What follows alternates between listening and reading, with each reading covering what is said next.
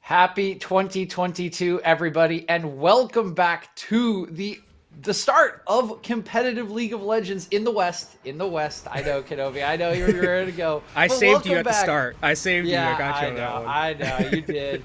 Welcome back, everybody, to competitive League of Legends. My name is DJ, joined today by Kenobi, as we are going to be bringing you the open qualifiers for the path to LCS4 Proving Grounds here with Unified. We've got two channels running simultaneously, and today we're going to be bringing you the first of those rounds with no team versus no ace, going head-to-head, two teams without that fabled org, but that's just something that we here in the amateur space are very used to, and it's something that the teams that have run this, you look back at Zeus Gaming, you look back before them to no org, there's been a lot of success for teams like this. Hey, sometimes there's those diamonds in the rough, it always happens in kind of these like open tournaments where, March Madness is kind of what I alluded to, where it's like you have these teams that kind of come out of nowhere as dark horses, maybe not affiliated with one of those big orgs. So I definitely think that this is going to be a great learning experience for everyone involved to kind of see if there's any of these, teams that aren't attached to one of those bigger orgs to make a big move through this bracket. And they are, of course, looking to make big moves against one another here today as this split does get started. Another chance for all of our incredible North American talent to move their way up the pipeline, to show what they've got with this new format. Of course, a little bit different than last year where we had multiple tournaments. This time, just two circuits to prove yourself, to get that chance to qualify for the end of year Proving Grounds tournament. And now the OQs, they count as well. These were just qualifying matches last year, Kenobi. Now they count for points. So every single match is definitely going to count for these teams. Yeah, I believe they count for 5 points each per win. So even if you're losing a couple of games here and there, winning a game at the end, if you aren't, making it through far in the bracket, still just those wins do have an impact. So like you mentioned, every game really does matter. And I think that makes it even more exciting, right? Because, maybe there's like this one game here or there that like has huge impacts point-wise further in the bracket and further into this year in the split. So I think the format's going to be really cool and interesting. And for no ace versus no team, it's going to be a little bit hard for us because they're very similar in terms of names, so might have a few flubs here and there, but I think these are two teams that, when I look at these two teams, I see on one hand Griffin, who is this kind of dynamic, up-and-coming jungler. The first time that they've been playing competitive, I believe, here in Amateur. And then on the other side, you've got Kitsuo, known, I think, throughout, the league and just League of Legends in general, where this is going to be kind of like this new blood versus the old guard coming in. And that jungle matchup for me is going to be what my eyes are focused on. Yeah, I really think it will be. And before we do hop into some of these individual matchups, for those who didn't, maybe see the roster announcements, the Proving Grounds pod, we are looking at, once again, No Team, which is Dragoon in the top lane, Griffin in the jungle, Blaze in the mid lane, Scooped, and now Jishuka, I believe he wants to go by, formerly known as Plux, the old Revival bot lane, heading up that bottom lane now for No Team. On the other end of the Rift, we've got Noace, it's Topo in the top lane, Kitsuo in the jungle, Arguments in the mid lane, with Corgi and now Omnix playing in that bottom lane together. And I think you already touched on the matchup that we are most interested coming into today, this Griffin versus Kitsuo matchup. Kitsuo has been one of those players around the amateur scene. Everyone knows how mechanically gifted he is. He has been so challenging on so many teams in the past, and now Griffin, this brand new 15-year-old into the amateur scene, his very first game as a semi-pro on that path to LCS, he's got to go up against one of the best. Yeah, I mean, and this is definitely like a trial by fire kind of thing, right? Where it's like, if you're going to prove yourself in like the amateur scene, I think Kitsuo is definitely someone to go up against who you can like prove your worth against, because Kitsuo, like we talked about, is a very well-known name. And I think that this is definitely going to show what Griffin can do against someone at the level of Kitsuo. I think we're probably going to instantly see Lee Sin ban. If Lee Sin makes it through this ban phase that we're going to be seeing soon, I'd be incredibly shocked, because Kitsuo, if there's one thing that he's known for besides maybe the J4, it's the Lee Sin. So that's definitely something to look out for. But on the other side of the map, we have different players, a lot of mix of names that are very well known, like Dragoon, who won the scouting ground last year with Team Cloudrake. And then on the other side, you have some names like Topo and Arguments, who have been around a bit. But then there's some not no names, but unknown names, I would say. Corki and Omnix in that bot lane do have some previous synergy in some other tournaments, but it seems like there is a little bit of a mix here between us being able to learn what's going to happen and learn about what these players are like as we move forward throughout this split and throughout this year. Yeah, and it may be a mystery for some of us out here, but I will say it's certainly, according to the coaching staff and some of the managers, it's not a mystery to anyone in the amateur scene. We've heard from both sides that both these teams have some respect and some fear for one another, regardless of the seeding that's been placed. This should be a very, very explosive matchup, and definitely one where you could expect a, quote, seeding upset coming in through here. It should be very hotly contested from start to finish. Yeah, I mean, Noace is coming in as the 27th seed, and No Team is coming in as the 6th. And, we asked a little bit about the manager XT, and they're like, yeah, we actually have some respect here for, Noace. They are much higher valued, I think, in No Team's mind than the seeding may suggest. So even though it is the 27th seed, I think there is definitely, like you mentioned, a lot of respect, touching of gloves at the start here that we're currently going to be seeing from them, because I think that this matchup could end up being somewhat of an upset if, Kitsuo is able to be the Kitsuo that we know, get all those resources. But that's also the thing, is Griffin is a lot like that player as well, from what I've heard.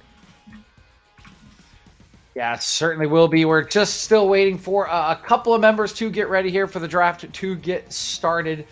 So is just a slight delay, and now we are kind of getting word that production is about ready. So before we do hop into draft, before we get started with the show, do want to thank our sponsors for making this show possible. Big thank you to Atlantic, Tipalti, and Skulls, sponsors here for Unified. They are the ones helping to fuel this Proving Grounds production that will be put on all year long. So as always, take a look at their website, see what they can offer to you as they do to us here at Unified, as we are getting ready for our first game of the day and of the 2022 season here on the path to LCS. I cannot wait to get started, man. It feels like, we had LPL a little bit earlier today, but this is the first time, in the West. It's been so long. 10 days is way too long for us to start League of Legends in this year. I wanted to get going like right after New Year's Eve hit, wake up the next morning and just go and start casting some League of Legends, because I think this is going to be such a great season and great year that we have between both of these between both these teams to start off with and just throughout the year in general, as it still looks like we are waiting for some teams. They got to make sure they're all prepared, want to start off on the right foot, don't want to, make any mistakes, got to cross all your T's, dot all your I's, make sure everything is perfect because you want to start off on the right foot. And they're just like the rest of us, Kenobi. They've been waiting for this for so long. They've forgotten a little bit about what's going on. That off season, it's taxing. You've seen some of the tweets coming out from the casters in the community. Everyone's been raring to go on the pro leagues, the academy league. If you take a look, I myself have been waiting for this. So maybe the players just a little jittery as well, kind of getting back into the rhythm, getting back into the flow. And one thing that does bring up is something that was mentioned on both sides, and something we've heard as well from people in the community. Right, Proving Grounds Pod mentioned this as well. A lot of these teams just formed, right? When General Sniper from 100X was having his interview, they'd had like 2 scrims that day. So it's been a week, and some of these teams still will be a little jittery, will maybe not have fully fledged strategies. And that does offer a lot to teams that are lower seeded to potentially find avenues to get that upset. And it's a very interesting time in League of Legends, I think, especially with the recent changes that we've seen. The TP changes have kind of shifted the meta incredibly from what we saw last year, right? Those TP changes, if you're not aware, you can only TP to towers before 14 minutes, so that makes things a little bit more isolated in that bot lane. No more fiestas in the bot lane is what I've heard, as looks like we are actually starting to get into the draft soon here. It's time, DJ, we are in the draft. Here we go. Yes, we are, and no ego here today, as we do see the Lee Sin banned away on red side by no team. We will see the Caitlyn and the Thresh banned away from No Ace, and this kind of goes to what you were talking about, Kenobi, pushing bottom lanes. Caitlyn, Jinx, Lulu, Thresh, right? With that TP change gone, you can't get TP'd behind for the first 14 minutes. A lot less parties in the bot lane, a lot more picks available to some of these AD carries. And you can see no team know exactly where No Ace's bread is buttered, right? The jungle, the Karthus is gone, one of those AP junglers, as well as the Lee Sin. I mean, definitely first ban you would expect, as No Ace is going to ban out the Camille on their side. Very potent top laner at this point, incredibly strong. I wouldn't be shocked if this is another jungle ban, but it could also be an AD ban, like a Jinx. Make sure that you have some sort of level-headedness into that next part of the draft. But it's actually going to be the Lulu as the ban, so Enchantress supports here. I mean, really looking at the Lux, but it's actually going to be the Victor first pick on the blue side. That's definitely a power pick. Victor, very just a potent pick, I would say, to start off first. Not really any losing matchups, I would say. He's just pretty okay. Yeah, certainly has been very potent in this preseason. I mean, was very potent at the start of preseason before some of the first strike nerfs came in and the nerfs to his kit, but still in a very, very healthy state. And arguments and the likes of No Ace, they're feeling that he is still top of the board for that mid lane pool. Quick answer is the hover of the Jinx, but it will just be that patented Griffin Hecarim. He's a resource-heavy jungle. Cubby mentioned it. He loves his Dianas, his Hecarims, something he can farm and carry on, and he will get that comfort right away. Oh, I'm excited for this one, dude. Griffin on Hecarim, that is definitely what you like to see starting this off here on that first pick for the red side of no team. So now you've opened up a little bit for Kitsuo to figure out what he wants to play against that Hecarim, as it's going to be the Jinx locked in. So no support yet for the Jinx, but I think if you're going into this second phase, or, those first 2 picks for no team, those are some pretty strong and potent picks, as on the other side, just going to secure that bot lane with the Ashe and the Karma. So a lot of pushing power from this bot lane already, and you talked about it with the TP changes. You can't just TP behind people anymore, so this pushing power is going to be very strong for Ace, and we'll see how no team is going to counteract that. Yeah, this is heavy pushing power. It's about as heavy as you can get. I mean, Karma is such an impressive Karma and layer, Ashe just WWW. Yeah, it's brutal, man. We might see some Swifties come out or something. I would hate to be up against this lane. It will just be the Nautilus, so do expect this No Ace bottom lane to have that early push, to have the early pressure, but eventually, as we do typically see in fights, this Nautilus will, of course, be super useful in the hands of Jashuka as he attempts to get down some of that CC and engage. And you can see no team already know, now we got to ban the Jarvan away from Kitsuo. That's really what they're signaling right there. I saw in one of the questionnaires, something that people were really scared about was the Kitsuo Jarvan. So now he's not going to be able to be in there anymore. I would expect no team to probably continue to pinch the jungle pool because, they already have theirs. And you really want to make Kitsuo as uncomfortable, let's say, as possible as the Darius ban is going to come out. I think that's a Dragoon. That is a hard Dragoon ban right there. Oh yeah, Dragoon's got two now, right? The Camille's taken away. That's the hard Darius ban against the patented Dragoon. Darius. So we had a year ago, we had a couple of matchups, I think, between Dragoon and Quacker when he was still in the league. Those are those specialty Darius top laners. That was a prio pick for those matches. It was pretty fun. But we'll see what the final bans are. Still waiting around. Another jungler. Yeah, just more attention to Kitsuo. Griffin versus Kitsuo, and they do not want to give him anything. There's the Gangplank that you were predicting, Kenobi. So that one will not be available for Dragoon either. So now I wonder what Dragoon kind of plays here. I think Ornn is definitely a possibility here. Blind picking Ornn is a little bit iffy, but I think you can still do it. You also have, like, I think Poppy's been played a little bit. Cho'Gath is also a potential that I've seen in a couple of these matchups, but the jungle pool for No Ace is very pinched right now, and for No Team, I think they'll probably opt into picking their mid laner, it looks like, which it is going to be the Syndra. I think this is just, again, very just standard pick here in that mid lane. Blaze is going to be able to play it. No Ace, okay, so No Ace, this could be either top Poppy or it could be jungle Poppy. You know, we don't know just yet, because that is definitely, I was talking with Beatdown. Beatdown says that jungle Poppy is very, very good. He loves how much damage it does and how much it can walk around that jungle. And Kitsuo, I would maybe, you know, ask to see potentially here Diana as a possibility, you know, in that jungle, but it's actually going to be the Xin Zhao. So instantly locked in. A lot of early pressure here I'm seeing from Ace. Yeah, it's going to be interesting, right? This Xin Zhao is very aggressive, very in your face, but typically does want a little bit of help. And Victor does not get pushed against Syndra.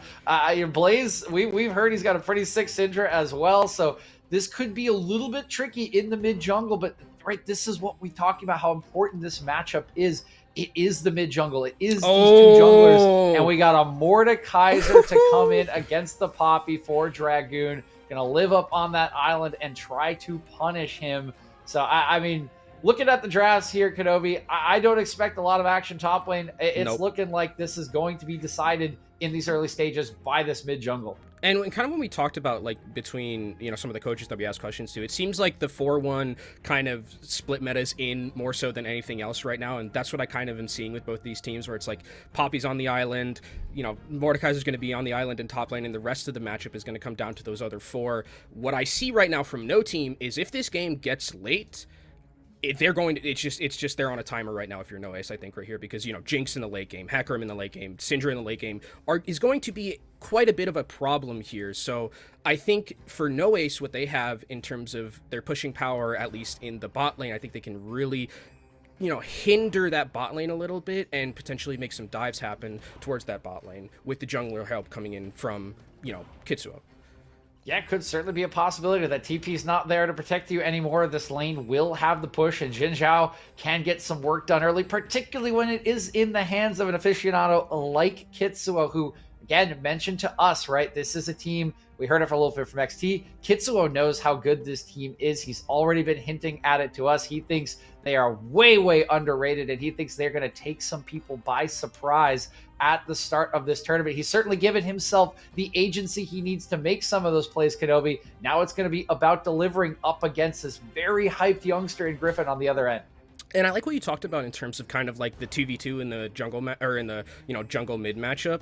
The thing about the 2v2 is that you were talking about how, you know, Xin Zhao needs a little bit of help. He doesn't necessarily have too much of it with the Victor. And I think that's a pretty important point, because, like, if you look at the other side in the 2v2, like, you know, Syndra scatter the weak into Hecarim, that person's just dead. You know, Victor doesn't get to live through that. So I think that jungle 2v2 will be incredibly impactful, and it'll be interesting to see how, you know, Griffin in his first split, or his first competitive split in, like, semi-pro amateur, is going to be able to synergize with Blaze, because I think that will be a matchup that kind of is going to be incredibly important as we look forward throughout this. Synergy, of course, between that mid jungle will be important for this game. It'll be important throughout the split. It should be one of those big linchpins. And remember, it's very, very early on in the split. These players have not had a lot of time to gel perfectly. They may have had some experience beforehand, like we've seen from both these bottom lanes, but there might be some things to still work out. We'll see if that translates onto the Rift, or if we're just going to get some of that glorious gameplay that can come out from all these talented individuals, Kenobi.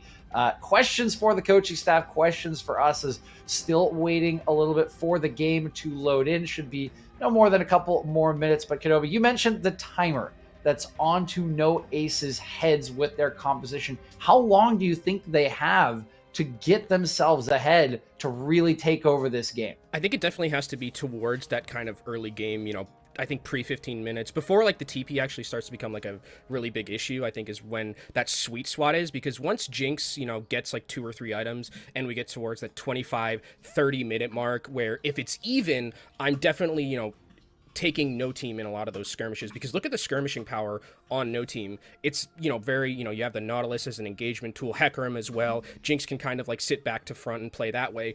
The good thing about No Ace's team is what I see from them is a ton of disengage in like a skirmish, right? You have Poppy, you also have Karma, who can just kind of just like throw you guys out of there. It's very hard to kind of aggressively dive onto Ashe as well with the W and with the stun and the slows. So I think there needs to be some kind of clever engagements from No Team here, because if not, I think Ace actually has a pretty decent chance of like getting away and like forcing out big cooldowns and then re-engaging on their own terms. Yeah, Ace would have all the tools that they would want to sort of force those plays, Kenobi. So the question is, right, where can they find them, and where can they find them? And if you are looking at the early game, if you're Kitsuo, where would you be going to make some of these plays, to get some of these kills and try to accelerate your team ahead? Probably bot. I mean, bot seems like where it would be the best option, because you want, if Ashe, Karma is ahead, they're going to be so abusive against the Jinx Nautilus. Like, it's very, very difficult unless like a skirmish breaks out and Jinx is going to have to be sitting under tower. Jinx, I think, is a linchpin right now for No Team, because if you can get Jinx like to the late mid game at a pretty decent amount with like 2 items, 3 items, you should be fine. So I think hindering a little bit of that Jinx like ramping up would be a good idea for Kitsuo. I think you could also just go mid and try and, make Syndra's life completely miserable too. It's just that you don't have a lot of help with the Victor. You do have like some sort of gank setup with like the Victor W right on top of, a Xin Zhao gank, but I would say it's probably going to be more towards the bot side. Definitely mid I wouldn't hate going mid either. So I think either or for Kitsuo, whatever he's feeling and whatever he feels like Griffin's trying to do. All right, so bot 1, mid 2. Will our top laners get any attention, or will we be seeing them at 15 minutes when the TP's ready? See you at 15 minutes, dude. I'm just going to go ahead, eat some lunch. Poppy's just going to throw the buckler out at Mordekaiser a couple of times. No. I think Poppy does have a pretty okay matchup right here, because you do have that pseudo ranged attack with the passive, and Mordekaiser doesn't have any range to him at all. So I think Poppy can get somewhat of a push, like manipulating the wave and stuff, but I wouldn't expect like huge fights to break out inside of that top lane unless like something really drastic happens and there's like a real necessity for it. Yeah, it's a little unfortunate, those TP changes. You already had the top island memes for several years in League, and I feel the TP has only done it a little more dirty. There's just like a giant, like bigger. The island just got like smaller, and the ocean has just gone like incredibly bigger at this point. It feels like. Yeah, a little unlucky, but we will see if Dragoon and Topo can make some plays, can get some advantages in lane, and try to push them elsewhere. Of course, we will, at the very least, see them when the team fighting stage comes around with what they have selected for themselves. But given what we've got in the draft, given what we've seen from the players and what we've heard, Kenobi, I'm going to put you on the spot. How do you think our first game of the day of the season is going to go? Put me on the spot. Okay. So I do like the draft that we saw from No Ace, and I mean, I like both of the drafts, honestly. I think No Ace did a good job of kind of playing towards the disengage aspect against what No Team was running in terms of their just like wanting to be pretty aggressive in terms of their engagement. But I think this is where Griffin starts his like run of this is where, the jungler, right? I think this is very anime arc for me, where it's like the old guard is coming in, trying to beat the new blood, and the new blood is going to take him over and like hand the baton over, and then Griffin's going to go far as the eye can see, and I think this is going to be a No Team victory here. But, I'm going to hedge my bets a little bit. I think No Ace does have a chance here. Well, oh, hedging your bets. Come on, Kenobi. You gotta get stuck in there, Look, buddy. I play both sides. That means I always win. This is where it starts, meme, dude. This is where it starts. But if I play both sides, I win either way. So see, that's the thing. See, it's always sunny. I'm pretty sure that's illegal in certain circles in Las Vegas. Unfortunately, not quite here in the amateur scene, but still waiting for the draft to finish up in client. Shouldn't be that much longer until game starts. We will take a very, very short break and be right back with you for the first game of the day of the OQ of the 2022 season between No Team and No Ace.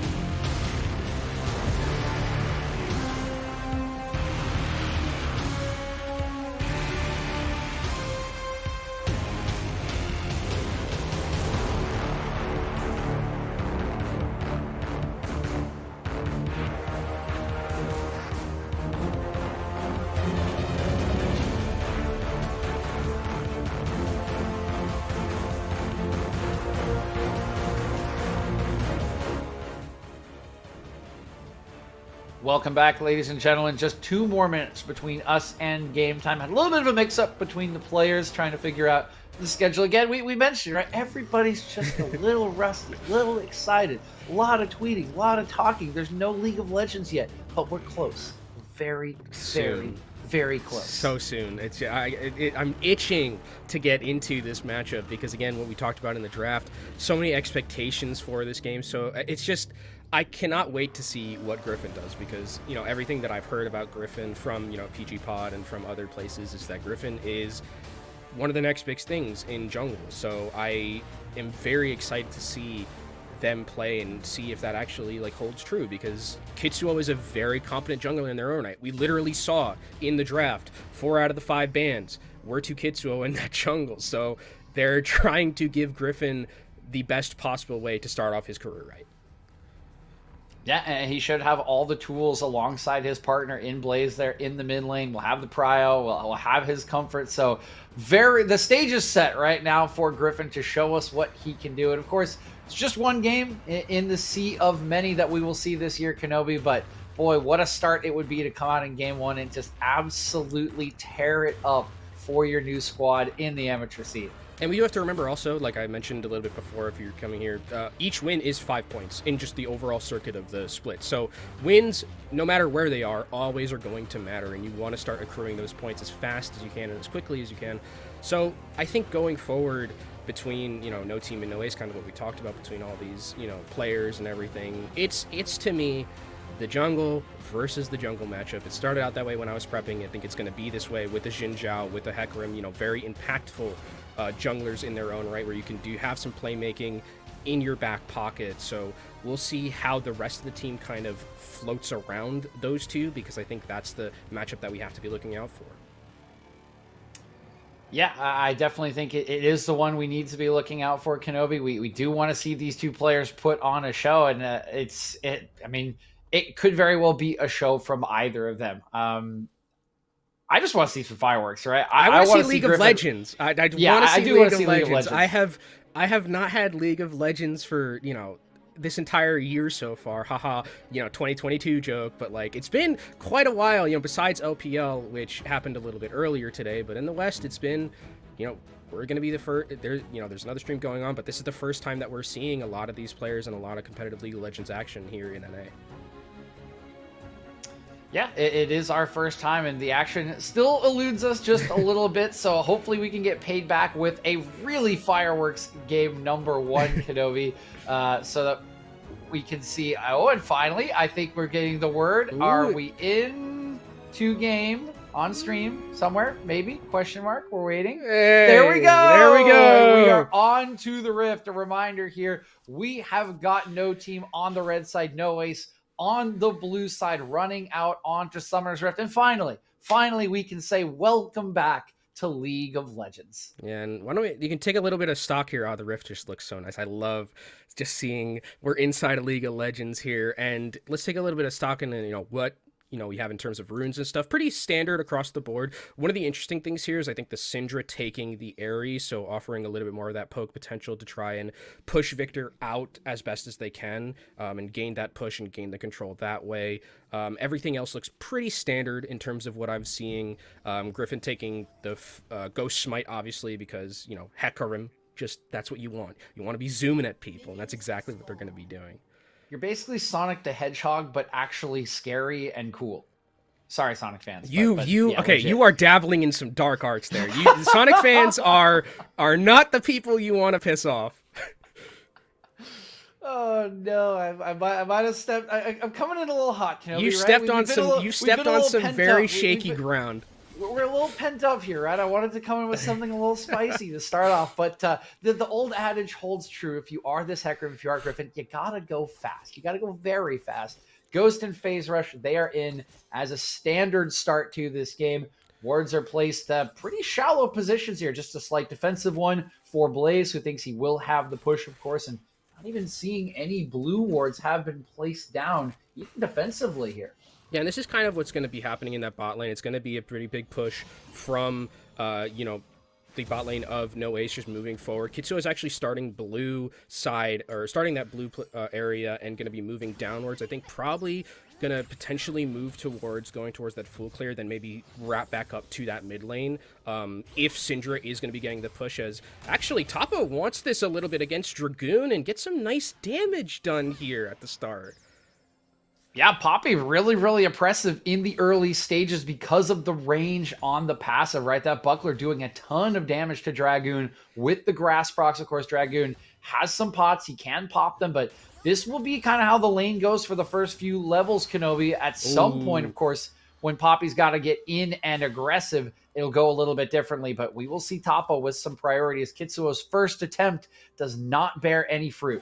So, well, he did actually get the flash mid lane off of Blaze, so that's a pretty big deal. That means that now there is a potential for Kitsuo to come back in this early part of the game where Blaze isn't going to have that flash and can get Viktor a little bit more of that help. As Kitsuo didn't wrap from the red side, he actually went back around through his blue side jungle, and they knew, I think that was actually really good pathing from Kitsuo, because I think they thought that he would be coming from the bot side, but instead came from that top side. Was able to get a nice flash out as Griffin doing what Hecarim does, power farming right now, wants that 6 so you can get some really good ganks off.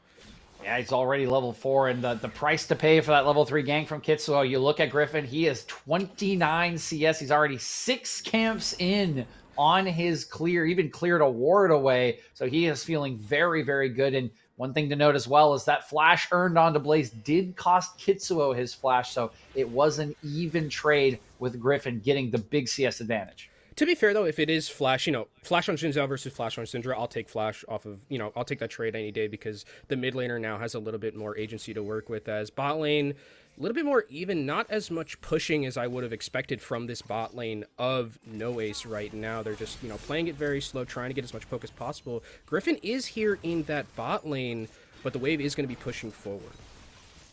Yeah, not sure if he's if he's here to gank or if he's just here to cover the push. Might be expecting Kitsuo to show up, and Kitsuo was on this bottom side, so probably pretty clever pathing from Griffin as he just heads back and taking a look at his jungle. Right, he's got 2 camps spawning right now. It's just excellent timing from the young jungler. We're seeing top lane again, just kind of being, back and forth, not too much happening. Trades of blows between both of them as Dragoon will be trying to go for a reset here in this top lane. As we look around, I mean, Griffin is power farming as much as they can here in this potential to just get to level 6. Everything else looks pretty standard, except for the fact that Big Head has a pretty significant CS lead off of that gank from Kitsuo. So Kitsuo is kind of giving the ball to Big Head here and saying, I'm giving you a lead, what can you do with this advantage?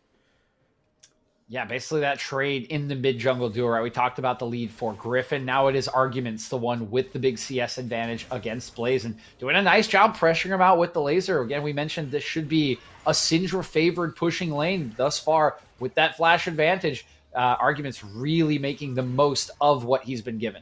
And now Infernal Drake is up, so I wonder with this mid-control and mid-area, or mid-advantage, I think that we see from the side of No Ace, is Infernal Drake going to be on the table as Griffin is looking for a gank here. Topo he doesn't know. Is not aware of this. Here comes Griffin, but Kitsuo is here. All right, gonna pass a steadfast presence. Nice stun into the wall. No Griffin ultis. in a little bit of trouble. Gonna pop the ghost early on. Dragoon, he's going in, but he's going so low. He pops the shield. Can they get the first blood? He does. Dragoon is gonna outplay him. Dragoon's alive. He flashes away. Topo's still alive. He gets the shield. Griffin goes down. Huge save from Arguments as he gets first push. It's a 1-for-1 with first blood going to Dragoon. Oh, that was so close. And Arguments goes for it against Dragoon, but he has the shield. Oh, no! Arguments is gonna die! Arguments, no! Oh, I love the attempt. It's so bold from Arguments. He's feeling the blood course through his veins as he gets the first kill. Oh, but the dive. Doesn't have the outplay on Dragoon, and now they might get punished in the bottom lane. Corgi and Omnix are in some trouble. The flash in, the ultimate just deletes Corgi. And while there will be a trade kill, that is a very worthwhile 2-for-1 for Scooped and No Team. I mean, what a complete, just absolute bloodbath in the last 30 seconds it's been, as Kitsuo is here, but I don't know if Kitsuo wants this smoke against Griffin while the bot lane is still so close. Doesn't look like we will be seeing a lot of trading going on, but man, DJ, we went from that top side looking so close where it could have gone either way. Victor comes in, Arguments goes for the dive, but doesn't, I think, expect that shielding is going to be there, and Dragoon is able to live and able to get those 2 kills in their back pocket, but throughout all that, Syndra managed to get 2 kills in that bot lane. So from No Team, I think really good from them, as soon as the Victor goes top lane, Syndra decides, push out, and we're going to try and get something done in the bot lane as oh my God. This Dragon looks like it's going to go down. He's just waiting. He's just waiting. Now he's going to pop it. He's just going to walk away. Looks like the pressure's not quite there. He's going to try and bother the blue buff. Did he steal that away? He did. Arguments going to pick that blue buff away from Griffin, who was smiteless. So a little bit earned back by Noah as they get a Drake and another buff.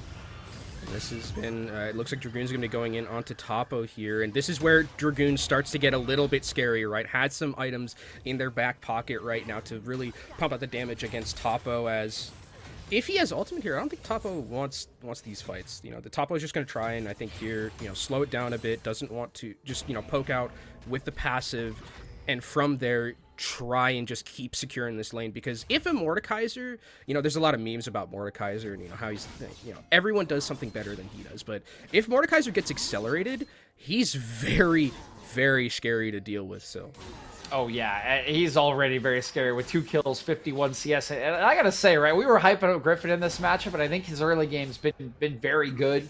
Decision making, pathing, right? He's been in the right places, but man, oh man, is Dragoon trying to remind us that he is the scouting grounds champion, Kenobi, and what an outplay on those first 2 kills, a turnaround from the early laning phase, and now in full control of his portion of the map and ready to be the carry for his squad. It's going to be rewarded with a Rift Herald here for No Team In for Griffin right now. I wonder where they're going to decide to put that one down, maybe give some extra gold.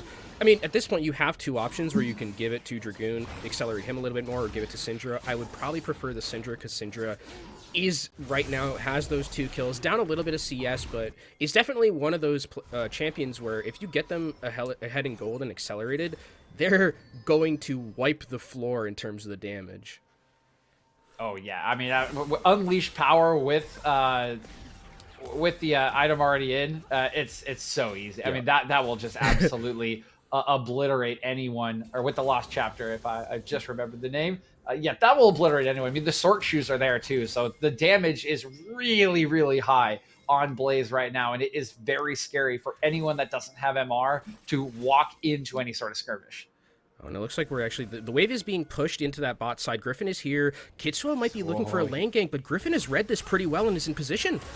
Yeah, already going in. Jasuka is going to pop the ulti, going to get hit by the ECR. He will get absolutely deleted. Can they continue the play? Griffin, he feels like they can. Here comes the rocket. It's a reset for Scoop. That's 2 kills for Scoop. Kitsuo wants one back. He'll get it onto Griffin. Can he outplay Scoop? Good flash away, and it's 3. Scoop is looking clean in the early stages of 2022. What a nice engagement from Griffin, too. You know, already down a kill and thinks that he finds the perfect engagement with that Hecarim R, is able to get Jinx her passive off after those kills, and Jinx wipes the floor. You mentioned it. Scoop is in a very good position. 2 kills over to them, and we actually see a solo kill in the top lane. You can't be walking up to Dragoon like that. That's the scouting grounds champion. Put some respect on my man's name. Yeah, put a lot of respect on my man's name. It was bullied at level 1, and since that time, it has just been complete domination from Dragoon on this No team, just popping off in the top lane. And while it was a pretty good start with that flash in the mid lane, it feels like things are starting to spiral a little bit for Noise. Remember, they need to get ahead, Kenobi. They need to be ahead at the 15 to 20 minute mark. They're already down 3K, and Dragoon already has his mythic item. Yeah, I mean, you read my mind. I was about to say, like, you know, we were talking about kind of before this match started that No team, if they get, you know, towards like 25 minutes and they're even, I'd consider that a success. But they're really far ahead. 2 mythics. There's one on the Mordekaiser. Jinx has their Kraken Slayer right now. This bot lane is essentially going to be the scariest possible lane for No Ace's bot lane to walk into right now, because this Jinx is going to hurt. Along with that Nautilus, you lock down someone, instantly going to go down. So everything is coming up No team right now. The gold lead, the itemization, it is all in their favor, and they are on the correct path to take this W. Yeah, hell, Scoop even has double buffs. He's sitting so pretty right now. He's like, oh yeah, I got this nice little aura. I got my Kraken Slayer. Everything is absolutely wonderful. And on the other end for Corgi, unfortunately, it's not that fun, as you're going to see that Rift Herald earned earlier by the play on top side. Popped in his lane. That turret's going to go down for full plating. It's all going to be handed over to Scoop. That's 610 extra gold for the 80 carry. And Kitsuo is here. I don't know if they want to fight this. Yeah, I don't really think they want to fight. Actually, ECR comes out. They do want to fight. Good separation. Scoop can't really auto right now. He's going to whip on the rocket, but it doesn't matter. Corgi's already down because Blaze is here. Kitsuo needs to the Victor back. He will shut down the 80 carry. And now with Victor around, arguments could turn the fight. He's trying to trace down Griffin. Needs a couple more speed ups. Blaze trying to hold him off. He sees Kitsuo in his eyes, though he may have to flash. That's not quite going to connect. And the wind becomes lightning, and Blaze is the one who's going to get the snipe as he walks on out to safety. That was a call an ambulance for not for me moment right there. And you know what? We actually saw kind of a little bit of the impact of the TP changes right there. Look at the time, 13 minutes. If this is old League of Legends, like last year, 100% both those TPs are down there in the bot lane immediately, but it just has to be off of the skirmish, and you can see the total gold right now. I mean, Scooped is so far ahead of everyone else. That's a lot of red there, Kenobi. And where do you want most of your gold to be if this is, you know, you want it to be on your AD carry. You want to be on Scooped, who's on Jinx, a carry type of ADC, and you're right, lots of red at the top of that. It is looking very, very pretty in the debut for No Team, led by Pucar with XT at the management slot. We all talked about how XT, right, he just somehow attracts all talented people every single year. Everyone's so excited for an XT roster, and looks like those thoughts were well founded. Although Tashuka could be in a little troubles. We got a split fight, one support in trouble, but it's Arguments that is under siege from Griffin. How long can he stay alive? He's actually outplaying Griffin, and now it looks like the young jungler is up a creek without a paddle. He's going to get a charge onto Corgi. He's going to get a smite down, but at the end of the day, Griffin will fall for the third time this game. And I think that was no team wanting to kind of just like, they saw the Victor was like pseudo out of position and tried to just make a play so that they could transfer that into a dragon pickup. But actually really well played from Noace to collapse onto that and help out their boys. And now that's going to be Mountain Drake secured here for Noace, as Dragoon is still a little bit of a problem in this top lane. Hasn't been able to impact any of the fights because obviously the TP changes weren't there, but as soon as he's starting to kind of go around the map, he will be someone that Noace has to keep an eye on and has to deal with because of that 3-0. Yeah, I mean, I was going to say, TikTok, look at the clock. It's 14:46, which means our teleports are online, baby. Time for the top laners to rejoin the game, as it were, Kenobi. So they got off the island. Let's go. They got off the island. Finally, some help has arrived. We'll see where those first TPs do get used. But one thing that has to be mentioned after that successful play for Noace, right? It was looking kind of bad. It was looking a little rough with the gold lead, but now with 2 Drakes in their back pocket and that little bit of gold back, right? You see that jut back on the gold graph. They've got themselves a legit win condition. Yeah, it's the soul actually that's going to be that win condition for them now that they have those 2 great Drakes like you mentioned. So there is a way back in for Noace, even though the gold lead is at that 5k mark, where it is usually starting to get to that point where it's like, okay, this is a little bit dicey, but if they can win a couple of fights off of some Enchanted Crystal Arrow engages or something like that, and they can transfer those into some more Drakes, they can get back into this game for sure, as Griffin's going to be picking up the second Rift Herald to try and break another turret and open that map up more. Yeah, and while second Rift Herald not usually as valuable as the first, look at the map, right? There's only that one outer turret left, and this is pretty much going to guarantee it. And look at that, using his pressure actually along with Blaze will net them the turret without the use of the Rift Herald. Now it can be used for a secondary series of turret charge, and that's a lot of value you get without even putting it down. Uh-oh. Ooh, Big Head just moves, or Arguments moves away just at the right time. Dragoon actually has ultimate, so I don't think Victor wants to go into the Death Realm with a Mordekaiser who's this fed right now. That seems like a bad idea, as we can see a little bit, you know, zoom out, talk about what we got in terms of itemization. Most of everyone just has their starting mythics up, so the one thing that I'm a little bit worried about is Ashe here, because it's Immortal Shield Bow, and we know Immortal Shield Bow got clapped in terms of patch notes, so I'm a little bit scared, but here goes Griffin in. That's a very aggressive engage. Goes straight in. Corgi gets away. Griffin's already going low. He's almost certainly going to fall, and he is the first one down. Dragoon making that flanking TP. What can he get done? There's a nice hammer from Poppy. The Death Realm has been procced, but Dragoon, he's in the middle of 5 people. Can he get this done on his own? He needs to get that reset. Kitsuo's down. Now Dragoon gets the extra stats. He gets the shielding. He's way too strong for Noace, and it's Dragoon once again that determines the outcome of the fight. I thought that was a little bit over-aggressive at the start there from Griffin, but actually it seemed like it worked out extremely well for them.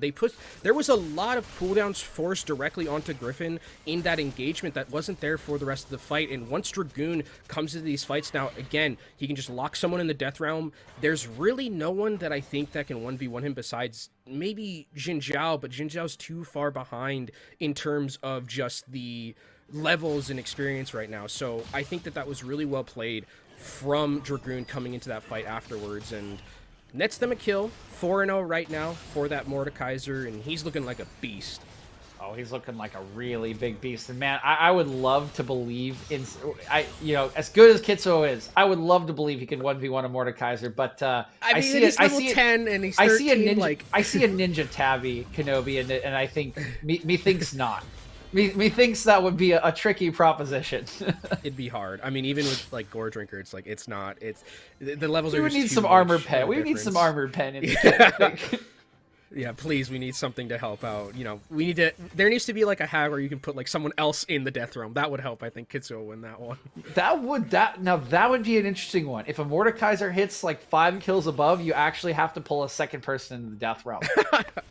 There's a trade-off there because now there's only dude, 3 people outside the death realm, but still.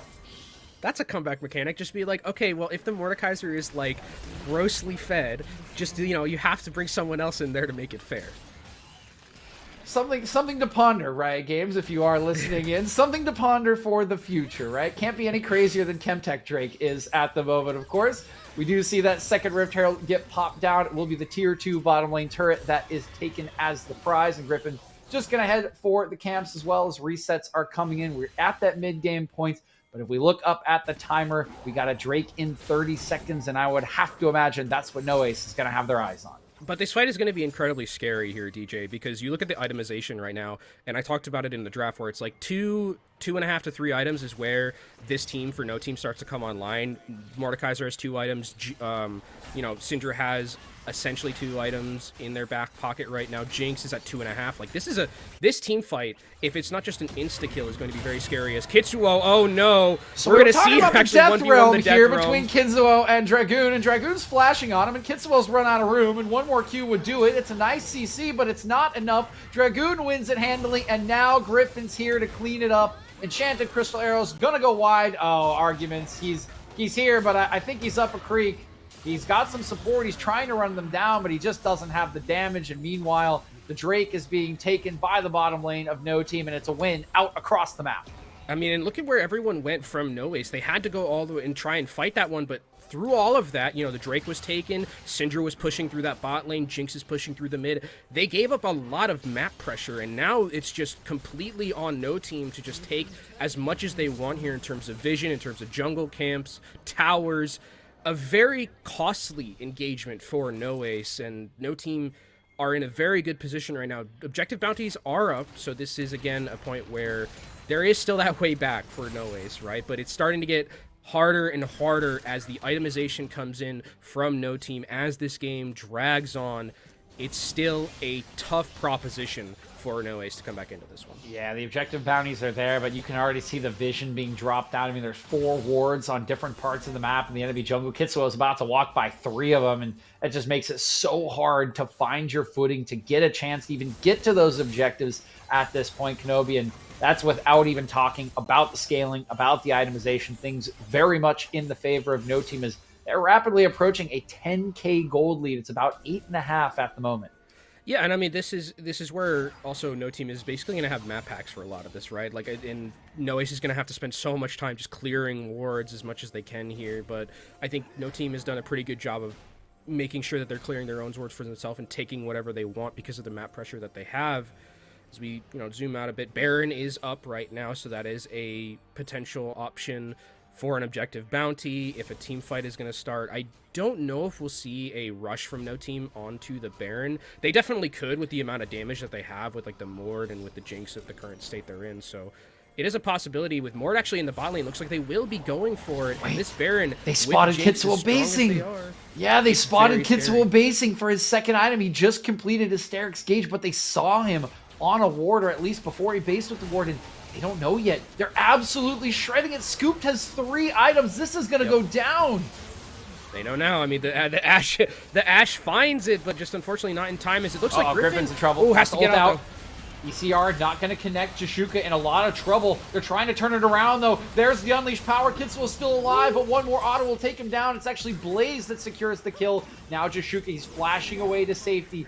One base will complete as Griffin's got balls of steel right in the face of arguments, and it's a kill plus a Baron on all 5 members for No Team. Man, that seemed like it was so close to turning one way or the other. Kitsuo had actually a sick engagement, but the Unleashed Power from Blaze was just too strong, and he went down. And with the Baron now, and with this 10K gold lead, NoAce is on the back foot as much as they could be, it feels like, throughout the entirety of this game. And it's just on No Team right now to push in those waves, continue to control that vision, and, take the win. Looking for that clean execution now in the mid to late game. With this advantage are we from No Team, and already they're setting up a line of vision in the jungle. They're there to support that split push from Dragoon. Really like the look that this young squad is giving. Again, not a lot of practice time, not that much synergy in the squad, but they're looking fairly clean thus far and have just a couple more steps to take to close out this game. Yep, they're just going to be pushing in their wave. Syndra is pushing that top side by themselves here. Mordekaiser does demand 2 people to be over by him because he's at level 16, so fed right now. And again, it's just about dotting your I's and crossing your T's at this point, because the gold lead is in their favor, the items are in their favor. The match itself just feels like it's in the favor, as it looks like we might see a movement of a lot of no ace towards that top side. Potentially Corgi Dorgi can come in with maybe an... Scooped with the fancy feet, and Griffin's just going to engage right onto Corgi. Great engage from Griffin. Now the ultimate comes through. The reset's already in. One more rocket almost takes down Omnix, but he can get away, just very low on health at the moment, and turret's going to fall in response. The first inhibitor will go down as the dredge line goes wide, and it's just going to be destruction across the base now. 1 inhibitor down. This should be 2 at the end of the day, and maybe 1 more chance for No Ace to try to hold. Yeah, and it looks like actually No Team is going to be backing out here and sending themselves home. You know, again, they got what they wanted. They got 2 inhibitors. It's going to be very hard for No Ace to even come out of their base now for a lot of this. So I think this is a good decision. You know, go back, get the Drake as well. Don't let No Ace back into this game at all, because if you take that fight and like something, you know, hypothetically goes extremely wrong, then you give that Drake over, and then Soul starts to become a possibility for No Ace as a way back into this game with the objective bounty on top of that. So good decision from No Team. Again, just playing this super carefully, super well. I think this is a good decision from them. Come on, Joss. No, he's not. There's no way. There's no. Oh no! No empowered Q. Okay. Meanwhile, Kitsuo going into 1v2, seeing what he can get done. Conqueror procced, and down he goes to Scooped. Didn't quite see how he got caught out there, but unfortunately, time seems to be very much running out. Nice enchanted crystal arrow, but well done by Jashuka, doing his supportal work, doing his duties, keeping his AD carry alive, and that's a lot of tools now missing from the side of No Ace, and they've even got to run all the way back to their base. He's just going to let him. Oh, no. Oh, wow. The shield will barely keeps him alive. Super Mega Death Rocket will not connect onto Corgi, but he can't even get back into his own base, Kenobi, and it's pretty much said, all said and done here. Arguments is completely caught out on the top side. He's almost certainly the going Nautilus to die. is 1v2. Yeah, we're into chaos territory here. The result is pretty much decided. Scoop's gonna pop the stopwatch. Respect the 1v2. Respect it. Arguments. No way. No way. Blaze gonna come in and save Jashuka with an absolutely devastating scatter the week. And yeah, here's our 1v2. We were talking about this, right? Death Realm 1v2. I still don't know if they win. It's a lot of turret shots. Dragoon has to flash away, but he will keep himself alive. And there's the stun. Kitsuo, he's going to go down. Griffin with another excellent engage. Can Topo live? No, he cannot. A double kill for Blaze will seal the deal on the first win on the first game for this new team, this No Team. They will get their first win of the Proving Ground circuit. No Team looking crisp and clean here at the end, even getting a kill in the fountain. Oh, this is already dead. Stop yeah. This is a stop. They're already dead moment there. No Ace, unfortunately, will fall, but No Team, fortunately for them, take the victory, get themselves 5 points, and move forward in our Swiss style of bracket. And man, what a performance from everyone. It felt like everyone had their little bits of moments in that one from this team. Yeah, I really do agree, right? Again, we mentioned, right, some of the things mentioned by Pucar. NXT, it's a young team. They haven't had a lot of time to practice. We've even heard that mentioned by other teams. This was a very clean first performance from them against a team that they had a lot of respect for, that they knew would be good. 1 or 2 small mistakes, right? A bot lane play where Griffin died, getting caught out. But other than that, there was not a lot wrong with that game, and looking very, very solid in their inaugural performance for the squad. And speaking of Griffin, because we kind of touted him out a little bit in terms of, being the next big thing in NA, I really liked what I saw from him, just kind of in he's a very high resource jungler, but one of those things where I think he had a really good idea of how to accelerate the rest of the team. Because I think that there was that one bot lane play where like he like goes down to the bot lane, it's a 3v3 turns into 2v3, and he just sacrifices his body with an ultimate to get scooped 2 kills. I think it was actually 2 kills, not 3 kills. Yep. And then the Jinx just becomes an absolute monster, and Scoop takes that advantage that they had and completely dominates the bot lane with it. So I think Griffin did a really good job. While the KDA wasn't there, Griffin did a phenomenal job of facilitating the rest of the team, and I think that was actually something that was really cool to see from like a new jungler who has been touted as like this person who can carry the game but also can facilitate a little bit. Yeah, valiant effort on the other end. You can see there by Kitsuo and Arguments. Leading the damage charts was Kitsuo with 16,226, but unfortunately not enough to carry his team to victory in their opening game. They will, of course, get another chance. This is not a traditional OQ where it's one game and you're done. This is a Swiss-style OQ, so we will see no Ace go to 0-1. They will play their second game of the day against another 0-1 team, and vice versa on the other side for no team. They will play a team that finishes their first game in 1-0 fashion. We'll see those brackets out very, very soon once all the games are completed. So keep your eyes peeled onto Unified socials to see what the second games will be. But before we do see that, we'll be throwing it to a break, and we'll be back to you with the second game of the day here on the Unified 2 channel. So do not go anywhere. We've got more proving grounds for you.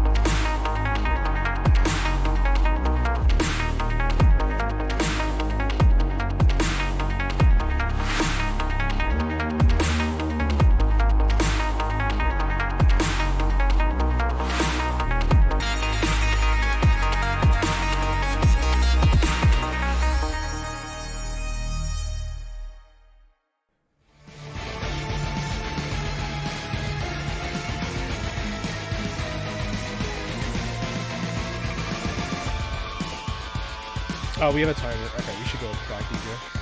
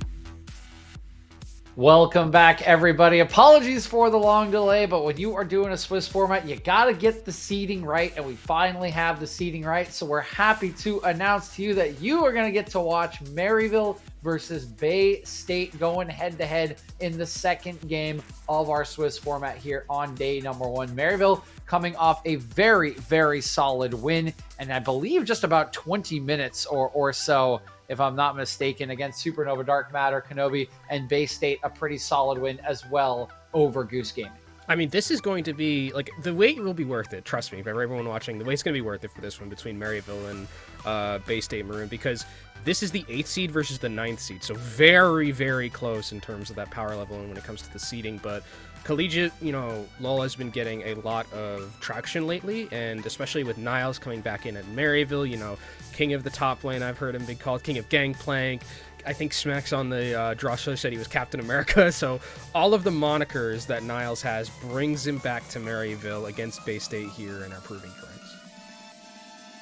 Yeah, and I mean, this is not unfounded, right? We've seen Niles in the LCS. We've seen him at Academy. We now see him in Maryville. He's dominated pretty much everywhere he's gone, Kenobi. Maybe some rough times on Gold Guardians in the LCS, but that's the LCS, right? That is how high this player has been, and there is not a bad thing I have ever heard anyone say about him in the top lane. He is a leader. He is a team player. He has so much mechanical skill, and a lot has also been said about Bej for Bay State. He is one of their two big players that was pitched to me as kind of the leaders on the squad, kind of the carry potential. But when you are going up against someone like Niles, this Titan, retired or not from, pursuing competitive play, it is a very, very tall task. Yeah, I mean, a lot of good players, to be, completely honest with everyone. There's a lot of good players, like Serenox is also in that mid lane. Shady, from what I've heard, is a very, very strong support. I remember hearing, I think it was on PG Pod, that, if Shady and Niles are on Maryville, they have a chance to win no matter where they are. They're just a threat. So I think going forward with this matchup in particular, a lot of high-hitting, dynamic players that we could see be those carry potential players, but because it's Maryville and because Niles is back, we kind of have to focus on that side of the map a little bit between him and Beige. Yeah, it's going to require quite a bit from Bay State. And of course, Bay State may be a little more unknown considering that Maryville played in the Proving Ground circuit last season. So for those who haven't watched Collegiate, do be aware this is a very, very strong team. They were rated this high for a reason. Beige and Serenok are going to be the carry players, but everyone on this roster super highly rated on the ladder. They have played against people like Maryville. We just know that Maryville formula a lot more in Proving Grounds because of the visibility. And with Niles in the top lane, the formula should be pretty similar, right? Even last year, it is a lot about that top lane, about getting pressure in top lane. You're going to see Shady roaming all over the map to get his team ahead, be in the right places. And that is a formula that they have used time and time again for a ton of success. Yeah, that was one of the things that I noticed about Shady, is that Shady kind of has this if I can equate it to an LCS player, it's like Core JJ, right? Core JJ is just see you later bot lane. I'm leaving you for 10 minutes. You're not going to see me for a while. Just play safe and farm up, and Shady will go around the map, impact those other lanes with his roaming. And I think that he plays the Nautilus, all of these engage supports that definitely help with that type of play style. And, I think Evan RL also has a decent hero pool to kind of fit that, where it's Ezreal, Caitlyn, things that can farm relatively safely by themselves. So I think that's definitely what we'll see from the Maryville side. And I think if you're on Bay State, you have to ban GP, right? You can't let GP go through this draft because first it's Niles. GP's already busted, but then you have Niles on the other side. So Niles is the king of gameplay. You cannot let him have Niles. So that's definitely a ban that I would be expecting to be targeted, and I would probably potentially expect Bay State to pinch the hero pool a little bit on that top side.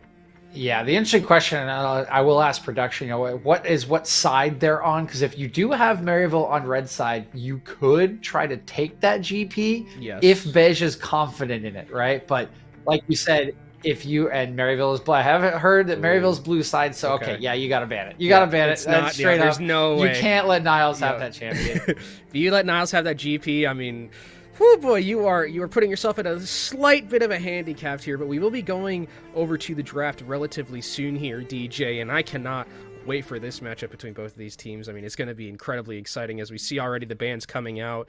Maryville have banned the Xerath. Like the Xerath and Zoe, I believe are specifically Serenox bans. Like those are for Serenox in particular. Yep, they are going to be for Serenok. I like the Akshan ban, actually. Niles just actually played this in the first game to great success. And of course, if you've been watching Lorlo's streams, this is a very strong, aggressive pick in the top lane. It can get a ton of control. It has kill pressure. I like taking that out of Niles' hands. And now they're going to leave it up. Are they actually going to leave it up? No shot.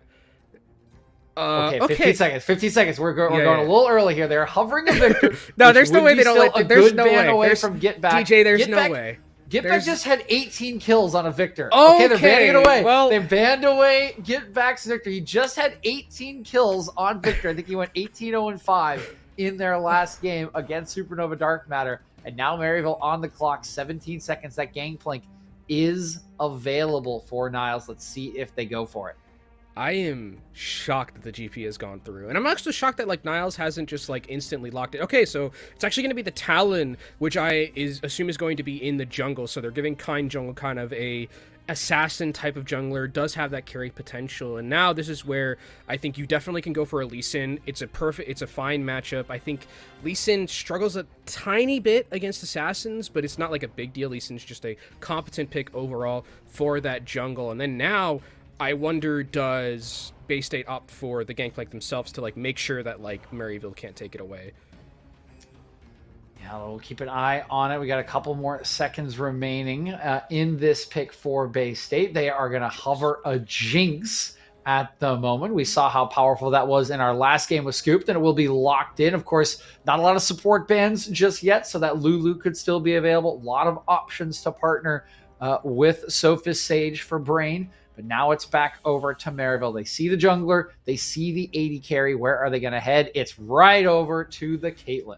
Lux, I think, is a potential option for this as well. We know Lux, Caitlyn, if you want to get like heavy shove in that bot lane, that's definitely an option. You can, combo it along with the Thresh. There it is. And it is going to be the Lux. So bot lane is a very hard pushing bot lane right now for Maryville University. Now, the Karma is going to be on the other side, so you do match it a little bit with like range versus range, but still, like, this is going to be I think the push probably favors Maryville more so than it does for Bay State here. As we're going back into our bans, TF going to be taken off the board here.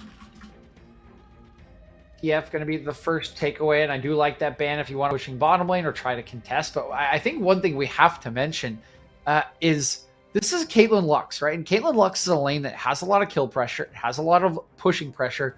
It's a lane that needs some attention, right? Caitlyn does not operate that well on her own in a vacuum without some jungle attention or team attention, which is a very different formula than the one we were just talking about for Maryville. They are putting eggs into the basket of Evan RL. They're putting it into Shady, much kind of away from his roaming style. This is much more of an at-home style. It's not that you can't make plays on Lux. It's that it's a little bit harder, and you typically want to stay in lane for longer. Yeah, it's not really as on demand as like something like, if you go with like Nautilus or something like that, where it's just like you go to another lane and it's very easy. Like you can theoretically roam as Jinx, or not as Jinx, as Lux, but it's like still pretty hard to do. As we see the bans wrap up here, very heavily top-sided with a Malphite ban, a Camille ban, and a Jace ban. So now it's going to be up to Bay State to figure out what they want in terms of their mid lane or in terms of their top lane here. And it looks like it's going to be the Mundo coming out from Bay State. That's going to be beige, and they're offering the ability... Okay, no, okay, so it's Renekton. This feels very scary, especially now that we might have the Gangplank. Or the Ornn? I think you might need a tank right here. That would be something that I would definitely agree with here. If you get a tank here, you need something for Caitlyn to like kind of stand behind, to just stand there and deliver. Yeah, so we are going to see it, right? We talked about Akshan was the pick in game number one. It was very much a game about Niles and Get Back still looking for that mid laner. He could play Talon, but he hasn't seen his mid lane counter, so I would imagine he's going to pick something safer. Maybe a Syndra, right? Maybe a... whatever's left up, the Victor already gone there. It's that Syndra hover, and it will be locked in, so that's safe. Team fighting mid laner, and this is a matchup we just saw on the... Okay, never mind. They're going to bait me. Are they going to go with the classic Syndra LeBlanc? Malzahar hover. They're just piling through every mid lane champion they can. Malzahar. Come on, spin that roulette wheel. What are we going to get, Bay State? Don't tell me. Okay, they spun the roulette wheel to give us a classic matchup. They did. 5 seconds. 4. It's gotta be 3. It's gotta be. Okay, classic. So skill matchup. A Tale as old as skill time. matchup in that mid lane. Yep. Not really, like, it doesn't really favor one side or the other, but, like, as we kind of look at the draft in its entirety right here, there is a lot of, I think, ability for Maryville University to have a nice push in that bot lane, right? That's really what they're going to be playing for here. Top lane's going to be pretty isolated. I don't expect really a lot to come out from that besides just like farm, especially because it's Ornn, and Ornn isn't really going to want to opt into any fights early, at least against Renekton, because Renekton's like the early, you know, lane king where it's like you E in, you W, you Q, you E out, and 3/4 of their health are gone. But against Ornn, it's going to be a little bit harder to do that. So I think that this is a very safe kind of composition from Maryville University. They do have the talent, which is pretty aggro, but like everything else feels like they're kind of just like standing back, waiting for Bay State to come to them. Yeah, well, what I'm very happy from this Maryville draft is what I was talking about earlier, right? It's a different formula. We are very used to seeing Maryville play their same style to get their successes, to get their wins. And here we are early in the season with Niles as your top laner, right? Coming out of, well, going into retirement, but playing for Maryville, just such a talented player. And they're going to say, hey, we got him a game in game number 1. Let's work on something else in game number 2 and see how we can play through our bottom lane, through Evan and Shady, give them the keys to the kingdom, the reins of the horses, so to speak. And let's see what we can do in a very different format and a very different style. Yeah. And I mean, definitely for Niles as kind of this idea of like the Gangplank King. We didn't see Gangplank at all in this, which was kind of interesting, but like he does have an Ornn that's like relatively good as well. So like it's not like, you know, Niles is just this like Gangplank master only. Like there are other things in his toolkit. The Ornn is definitely one of them. I really do like the pick because it's going to be something really nice for the rest of Maryville to play around, right? You have this like beefy frontliner, and if you look at, you know, the other side for Bay State, they don't really have that as much. They're going to be kind of just like they need to burst people quickly, get Jinx that reset, and once that happens, then they can really just get the fight going. Longer, elongated fights, if you just let Caitlyn sit in the backline and continuously, you know, farm up damage, it's going to be scary for Bay State to win that. So they have to play a little bit more quick and high tempo, I think, if you're on Bay State's side. So Bay State very much more in the no ace basket this time around?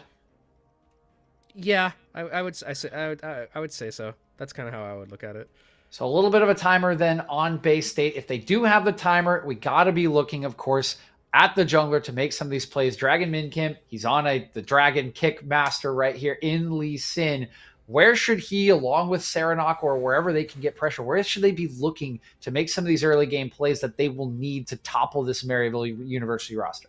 I think you could definitely work towards the bot side, and I feel like that's kind of how it's going to evolve mostly, is that like bot side's going to need like help, especially against the Caitlyn. If it's going to be pushing in as hard as it is with the Caitlyn Lux, you definitely have opportunities to go bot side depending on how Lee Sin wants to path. So I think definitely going bot and helping out this Jinx Karma lane would definitely be something that I would be looking out to do, because I think in the earlier games or in the earlier parts of this this game, I think that you can have a lot more value with a Lee Sin going bot than like if Talon were to. Because Talon likes to, you know, wait until you get 6 and then just like start, you know, killing ADCs and stuff like that. So bot lane the call here. You're not going to be looking at that Renekton for the classic 3-wave crash into diving in Ornn? No. Renekton is a champ that like I you know, I hear a lot about in terms of just like there's a lot of controversy around Renekton, and if they want to like get the Renekton ahead, that's definitely fine. The problem is that Renekton can't really use that lead to his advantage outside of lane anymore because it doesn't have TP, right? If you were going to go like early game, like, you know, take down this Ornn, like then Renekton just goes back to lane. It's very hard for him to go press that advantage somewhere else. So I think that I would prefer the Lee Sin to kind of leave that Renekton alone a little bit and then move to other parts of the map like the Jinx. If you like get Jinx ahead, like that I think would be better than getting something like the Renekton ahead. Similar to Scooped in game number 1 for No Team. Bottom lane sounds like it's going to be the answer for both of these teams this time around. And maybe kind of the flavor of the month, the theme of the new season with those teleport changes. Bottom lanes can get a lot more freedom, and we're seeing it here on day number 1. With that, we'll be throwing it to a break. We'll be back in just a couple minutes after spectator delay with our second game of the day between Maryville University and Bay State Maroon with a 2-0 record on the line.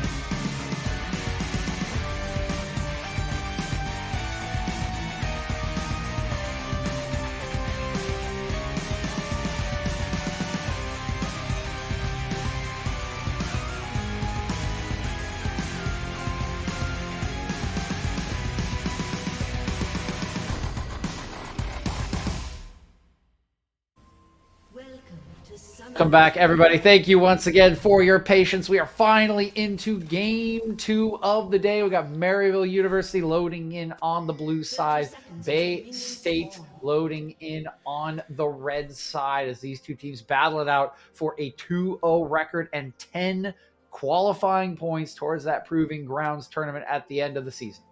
Yeah, and it's also for kind of this, I would say, a little bit of bragging rights, I would say, for both of these teams with the collegiate battle, going on between both of them, Maryville and Bay State. Definitely want to be higher up on that Kings of Collegiate totem pole, as we're going to be seeing kind of standard for everyone in terms of what they're bringing to the table with runes. The interesting thing would see is Beige is going to be on the Conqueror with the Renekton, which tells me even more so that we're not going to see too much happening in that top side.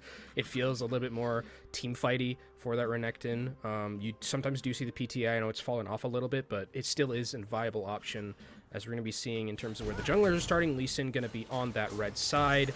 And actually, Talon's going to be on the blue, but the Renekton's moving over. Trying to, be a bit froggy, it seems like, at the start. Nothing doing there in the early game. Little bit of posturing, but nobody really goes too deep, and it will just be some normal clears. Take a look at where the wards were placed. We got one for Bay State in that river, hoping to catch Kind Jungle, potentially going into the enemy part of the rift, and are a couple wards down in that bot lane brush as well, where, as you mentioned, Kenobi, this seems to be the focus for both of the squads. Yeah, and with where Lee Sin is pathing right now, there is potential if they do push this really hard. Lee Sin could come around here, but I think Talon has picked a good idea for Kind Jungle, where to just follow around. So if there is a scrap that happens in this bot lane, Kind Jungle will be along for that ride. As the root comes out already. Are there traps available for Evan RL? Going really low, and there it is. It's just first blood for Evan RL. The combo goes absolutely perfectly, and Maryville's decision to invest in their bottom lane looks to be paying off already. Yeah, I mean, you kind of talked about it really perfectly at the start here, DJ, where it was, they're putting a lot of eggs into the Evan RL basket, and it works perfectly at the start right here. First blood for that Caitlyn. I mean, they're going to continuously just start moving this one forward here. Lee Sin is around, so they have to be careful. They don't want to greed this out. Min Kim, he's coming in. They're going to spot him now on that ward. They're baiting. Kind Jungle's here, but he's level 3 already. Flash in from Brain. Will not connect this. Shady flash away. Going to get the heal as well. And now Dragon Min Kim has to flash away as he sees Kind Jungle come out of the fog of war. It will be both junglers just retreating with a little bit of help from Min Kim to reset the lane. I mean, 2 flashes for 1. Not a terrible trade for Maryville at all. So they get the flash out of the Karma and out of the Lee Sin. So Lee Sin's gank potential little bit hindered slightly as we're going to be moving forward throughout this game. And we look in pickaxe buy for the Caitlyn in that bot side, so very potent in terms of what they're going to be dishing out damage. If, a root lands from that Lux, you can basically consider that person in that bot lane pretty much dead unless they have a healer or flash. Yeah, the combo is just so devastating when it does land. Kenobi and Evan and Shady seem to know what they're doing. They seem to practice this one. It's going to be a combo we see quite a bit throughout this early portion of the season, if Demacia Cup was any indication. So very nice to see that Maryville is already confident to bust it out. Yeah, and I really love, I'm an ADC player by trade myself, and I love when I just get a Lux who just hits those binds, and I'm just like, yes, trap right under it, easy kills that come out, and you can just combo some 100 to 0 really easily as, Kind Jungle going to be opting in to try and go for some steals here of the camp. Gets one, actually gets the big Krug, and will escape like a smooth criminal. Okay! Min Kim going in. Kind Jungle just gonna, okay, yep, there's Talon. There are multiple walls there, there's multiple jumps, and Kind Jungle just gonna yeet on out. Kind of surprised that he went for that, but hey, maybe there wasn't a jump there, and you got to go for those if you are the jungler for Bay State here. Dragon Min Kim, as everything's going to reset a little bit as we're kind of taking a nice zoom out of what we're seeing between all of these teams so far. The push still happening very heavily in that bot lane because it's almost impossible, I think, for Bay State, unless some help is there, for them to even try and contest against this bot lane of Maryville. Right now with that item advantage, a little bit tricky in the bottom lane, but everywhere else we're pretty calm as well. Bish gets a nice trade onto Niles, but thus far hasn't really been able to impose himself against this tank mage assassin wizard as Shady. One of the patented roams, this time just on a Lux. Will he find a timer? Dragon Min Kim's here. He's actually going to see Shady throw out the Sonic Wave, but not going to connect, and looks like everything will just go back to peace. Yeah, and the waves are actually pushing in. I think Syndra has a pretty decent push right now. He's low on the mana, so won't be able to continuously push this. We'll probably go for a reset here. I think they might have enough in terms of their gold to buy a Lost Chapter and then come back and push up those waves so that they can eventually get this dragon because they have that push in the bot lane as well. Returning to the lane is Evan RL, going to start working on that push because see Dragon Min Kim's hanging around the Drake at the moment, trying to see if he's got an opportunity. Walking over is Get Back. He does have this control ward. Min Kim and Get Back in a little bit of a dance. Neither one willing to go yet. Keep in mind that Get Back is level 6. He does have that unleashed power. As Min Kim, he's trying to take these chickens away. He's going to get spotted. This is real trouble for Min Kim. Already going to get slowed. He will dodge out on the Scatter of the Weak, but he doesn't have the dash anymore. There's the flash in, and there's the unleashed power. Min Kim goes down. Now Serenok tries to trade back, but it's a 2v1. He's going to get his clone popped. Going to get dashed on. One more Q would do it. The E not going to come out from Kind Jungle. It's just the 1-0, but still a win for Maryville. Very nicely played from the mid laner and the jungler. The jungle mid synergy working perfectly there for Maryville as looks like Brain is coming around to try and clear some wardage here, but that's already 2 kills for Maryville right now. Here comes Syndra back with that Lost Chapter, and I think Drake is going to be the next option on the table for both of these teams. Kind Jungle, after this reset, most likely going to go back, get some more items, and then head towards that Drake to try and secure that mountain. See, right now, Brain is on it, trying to get some vision down. They know that is still the target. Using that tempo they've earned from a little bit of the wave resetting, from the fact the junglers were on the other side of the map in mid lane, but looks like it's just going to be even again, and Evan RL continues to push down, continues to impose himself on this lane with Sopa Sage. Sopa's going to get rooted up. There's the trap out, the Q in. Sopa's going very low. He has to flash away. The flash into the traps from Evan RL. Not the best flash of his career. Will keep Sopa Sage alive. And one of the interesting things that I neglected to mention at the start of this in terms of talking about rooms is that actually it's fleet footwork for the Jinx, where we see a lot of lethal tempo, but this feels like they really want to play for lane, and unfortunately it hasn't necessarily paid too much dividends because the lane does seem still very in favor of Maryville here. Yes, if you scrap for a very long time, it definitely can help you a little bit, but if that like burst goes through, like we've seen from a Caitlyn with a trap and with a Lux binding and with everything, like if there were ults in that fight, pretty sure that would have been a dead Jinx. Yeah, the level 6 not quite ticked by Evan due to a couple of the base timers. Sopas had that Super Mega Death Rocket, but still could not turn it around, and we'll have to head back to base. Now just arriving at the turret, things resetting, and that Drake that we've been talking about so much with so much, it's still alive. Yeah. It's still alive, Kenobi. No one has yet found the timer. Oh, but in the mid lane, there's actually some stuff happening. It's 2v1. The LeBlanc is going to be able to survive. As now Lee Sin's going to be starting that Drake, but here comes the bot lane. There's no flash anymore. Down goes the Q. The trap doesn't quite connect this time. Sophus takes a big headshot, and now he will go down to the follow-up. But Dragon Min Kim's already taken down the Drake now, or he hasn't taken down the Drake. Now he's working on Evan. Evan's actually going to give himself a double kill. There's a root. Can Evan actually get out of this? No, he cannot. Here's Kind Jungle. It's another root from Shady, another binding. And there are 3 members here. Dragon Min Kim almost certain to go down, but he will take Kind with him, which means that Drake is still gonna survive.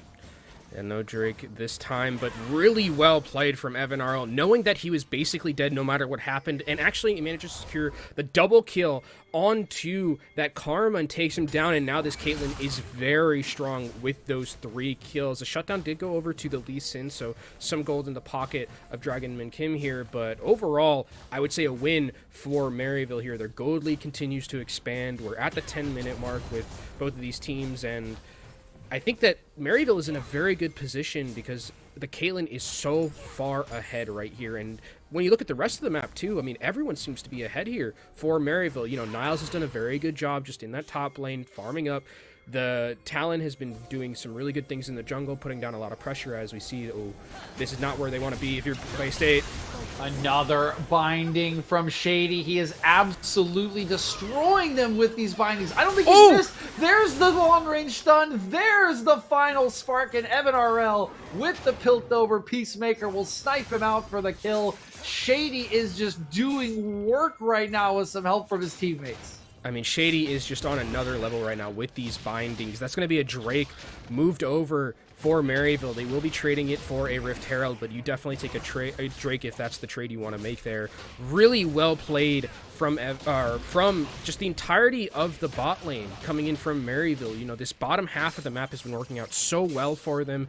The stuns from the Syndra, impeccable. The roots from the Lux, also impeccable. And they are rewarded with the Drake, rewarded with the big gold lead. That's starting to balloon to a scary position right here, DJ. I mean, 4K gold right now, and we're not even at the point where, you know, the TPs come online. Yeah, it's a pretty scarily large lead at this point in the game. We are 11 minutes in, and it is already that 3.5, nearly 4K, with turrets still on the board. This could get very, very bad if Bay State cannot find an angle to stabilize it. We'll remind you once again, like we did last game, as another binding gonna land. It's a good shield from Brain to mitigate the damage. We'll remind you, Bay State is once again on a timer, just like Noace was last game. Their team fighting's not as strong. They have this Renekton in the top lane, and they are the ones that find themselves behind. And now I think the other thing is that we're still in a position where like the Lux and Caitlyn's can still move around the map and continue to get like more turret plates if they would like to. You know, if once they take down this bot lane turret, go mid, they have a little bit of time to do that. But Gale Force is completed and the boots for the Caitlyn, and you look at the other side and that Jinx just has the Noon Quiver and the boots themselves. So a bit of a damage gap in the bot lane currently, as we're seeing right now, as Kind Jungle's in this top lane, seeing if they can find anything. It looks like they're going to be going for a dive, actually. Yeah, on the bench. Nice knockup from Niles. Nice that combos. is just beautiful from Niles and Kind. You could not have played that better on this Ornn. Textbook Ornn right there. I mean, the combo was beautiful. Kind comes in with the follow-up and the damage. Renekton can't do anything about it as they're going to be looking, it looks like Bay State, to try and take something in the bot side for it. They're going to zone out the bot lane and try and secure some gold and some turrets. And actually, they're going to be dropping the Rift Herald. Yeah, this is the price to pay. Another binding, though. Good shield once again will keep Sofa Stage alive. And this should not quite. One plate remaining on the bottom lane turret. It will get some gold back into Sofa's pockets, which is where they need it. And that is the price to play for the cross-map play by Niles and Kind. And we see they're still, you know, poking around a bit, but I mean, going up against a Caitlyn and Lux and trying to just like do anything under the tower when they can just blow up the wave in like 2 seconds is a little bit hard to do, as you can see. I mean, looking at the vision across the map here, it looks like Bay State has, you know, put a lot of control towards that bot side, trying to, you know, help this Jinx and Karma out a little bit, because if this lane stayed in isolation, it's going to be just Caitlyn and Lux completely dominating, as we see an engagement in the mid lane. Nice bind. Great chain. It's an excellent combo from Dragon, Min Kim, and Serenok, and they will pick up the third kill of the game for Bay State. Bot lane turret will be going down for Maryville here. Bay State get a nice kill in that mid lane. Going to be helping Serenox a little bit, as Sofa Sage is getting a little bit scary here, but there's the support's around and they have to has the flash. Can they find him? They just need vision for the Caitlyn ultimate. Evan's still looking for it.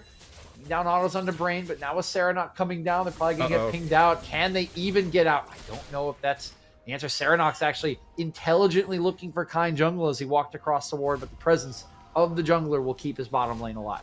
They've got both flash heal out of the Jinx, though, so that's pretty decent in terms of, you know, that engagement. Unfortunately, they had to flash them, or actually, no. Caitlyn and Lux didn't flash at all in terms of anything, so even though they didn't get the kill, they secured the summoners, which could potentially even be a bigger deal come this next team fight, because if you step out of line, if you're Jinx at all here, and you get hit by like one scout of the week or by a binding, there's no save haven for you anymore. And we're past that 14-minute mark where now teleports start to become a thing in team fights.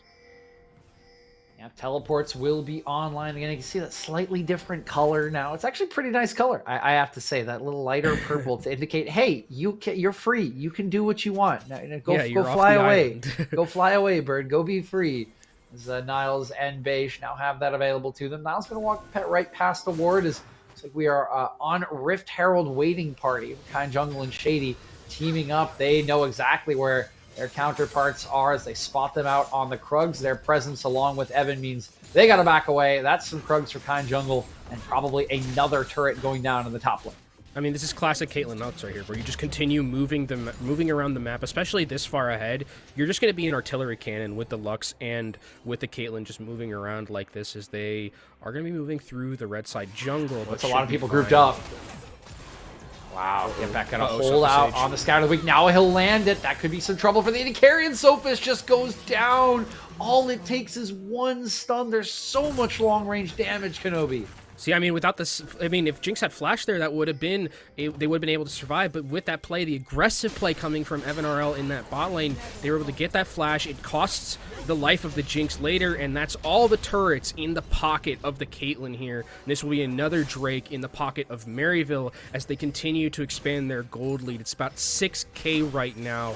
Caster math, it's about actually 5.5. Yeah, this has been a brilliantly executed early game, both in terms of planning and execution from all of the players. As you mentioned, they have used this Caitlyn Lux to the maximum. 4-1-2, 2-0-5. All three turrets are gone at the 16-minute mark, and now they have to navigate the mid-game portion, and I'm interested to see how they do it, because this so often is where we can see Caitlyn composition stall out just a little bit. When that power trough comes in, when the easy turrets are gone, you have to get to those tier 2s.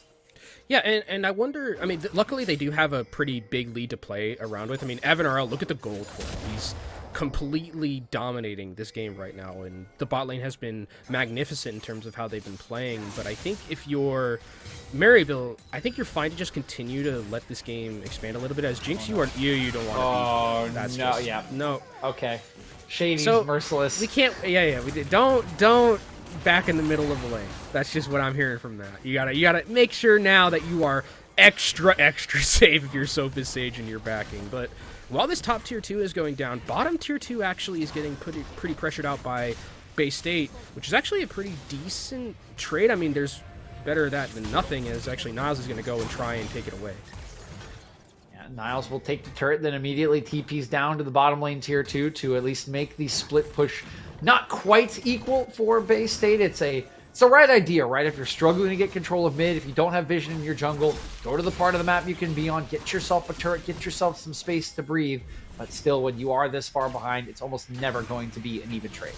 Well, objective bounties are up, so that is one silver lining right here for Bay State, that they will be able to have that if they can, crack open that top tier 1, crack open the mid tier 1 as well. They have some ways back into this game. The issue is that their team fighting, I don't think, is as strong as the team fighting from Maryville. And I mean, then Niles is just going to be sitting in the front. If a team fight ever breaks out, Niles will be sitting in the front, use his ultimate, and Caitlyn is going to be hitting you from basically across the map. And to win this, I think if you're Bay State, you have to get onto that Caitlyn and have to get onto them very quickly at the start of the fight. And Niles already level 12 as well. The ornaments are not far off. There is an objective bounty. The second Rift Herald does go over to Bay State. Nice use of tempos. Maryville needed to base, pick up some of those items, get some of that gold spent, and so it will be a nice little boon to the pocketbooks of the Bay State College. It feels like we're kind of just waiting for, the game is on a timer. Baron's going to be up soon. Drake is going to be up relatively soon as well. So those are going to be kind of the break points of when we get into an actual fight here. Because if this were to kind of just stall out and no fights were to happen, Lux Caitlyn just moving around the map is going to just destroy the base of Bay State Maroon. So they have to find a fight, and it's most likely going to happen at that Baron or at one of these Drakes that was coming up soon. While though the target in the eyes of Maryville is this bottom tier 2, Wave's still there, the cannon's still there, and it is going to go down, just too overwhelming. And there is Niles, of course, playing that body blocker. Serenok on the other side of the Rift, going to be picking up another objective bounty, but Maryville just continues to go turret to turret on the tier 2s, and they'll get themselves another one. Just to look back a little bit in terms of what we're getting as itemization, Caitlyn has finished their collector right now, and you look at everyone on Bay State's composition, a lot of them are squishy, pretty squishy. So collector's going to be doing a ton of damage right here and going to get an insane amount of value, as Rift Herald's going to be dropped in that top lane just to try and give some openings, I guess, on the map for Bay State here. If you can get that second tier on the top side, you open up a little bit more of this jungle area to secure some vision. So Bay State, I mean, to all their credit, with how far they've been behind, they've been, playing from behind pretty decently well, not really making any, huge mistakes. They're trying their best to come back in by splitting and putting pressure on other parts of the map where they know they can take some sort of wins away from Maryville. They certainly have been clever with their map positionings as Dragon Min Kim walks away. To this point, Kenobi, the question for me, though, is going to be, in a minute, what are they going to do about this Drake? There is a third Drake, a soul point coming up for Maryville, and this is sort of the inevitability of trying to play on the opposite end, trying to play the turret game is, if you're behind and the other team's got the Drakes, at some point you've got to answer them. Yeah, it could honestly be where the game like ends. To like, if the fight goes the way of like Maryville really hard, like I think Maryville should probably just have a very easy time walking to win this game. But if Bay State can, you know, make something happen, get onto the Caitlyn, potentially look for Beige to go on a flank on Renekton and just secure a kill that way, there is a chance, if this fight goes in Bay State's favor, that they can secure themselves, stabilize, move towards the Baron, and get back into this game somehow. But Beige needs to not die here. That would be disastrous. He rooted up. Shady again has set up so much, and he can't get behind Brain. It will be the snipe from Evan that secures the kill and secures Soul Point. I mean, we've been waiting for this fight for so long, and it's just not going to happen because the Renekton just gets caught out, and really well played from the entirety of Maryville to secure that kill. Another root from Shady, who we talked about it before, DJ, where we're just like, oh, you know, he likes this high roaming style. He can just play for lane too. He's been dominating this lane right now with Evan RL, and it's just been a complete and utter annihilation in that bot side, and it's paying dividends for Maryville with their gold lead, with the just amount of control they have on this map. It's just a very scary time if you're a Bay State fan.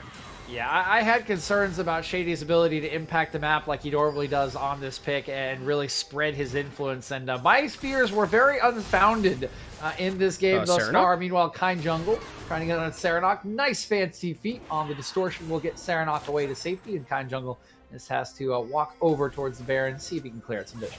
Broke some ankles right there. Actually, Kind Jungle wants more. Uses the ultimate. Oh, that's a clone. Okay, two ultimates now for Serenok. Get back a little too overeager. Shady though. Oh my god, again, this bottom lane. Just the long range snipes, half the map away, and a member's already down. This time it is Brain. Nice knockup from Niles into another binding from Shady. This man can't miss at all this game. Can Min Kim even stay alive? Yes, he can, just barely. They will walk away. All 5 members still standing for Maryville.